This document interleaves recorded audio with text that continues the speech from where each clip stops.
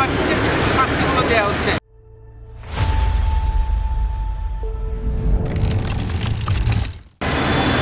বাংলাদেশ সড়ক পরিবহন আইন 2018-এর যে ধারাগুলো রয়েছে সেই ধারা অনুযায়ী আমরা মোবাইল কোড পরিচালনা করছি এবং আমাদের এই মোবাইল কোড পরিচালনার উদ্দেশ্য হচ্ছে ঢাকা সিটিকে আমরা যেভাবে দেখতে চাই দূষণমুক্ত এবং যানজটমুক্ত একটি শহর, সেই সুন্দর একটি শহর গড়ে তোলার উদ্দেশ্যে আমরা এই মোবাইল কোড এবং এটি আমাদের প্রকৃত।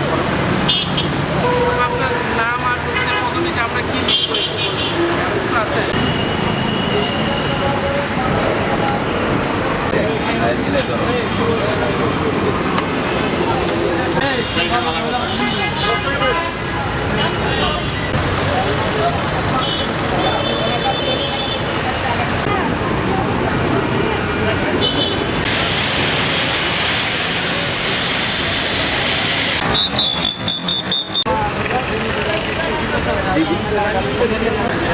दोस्तों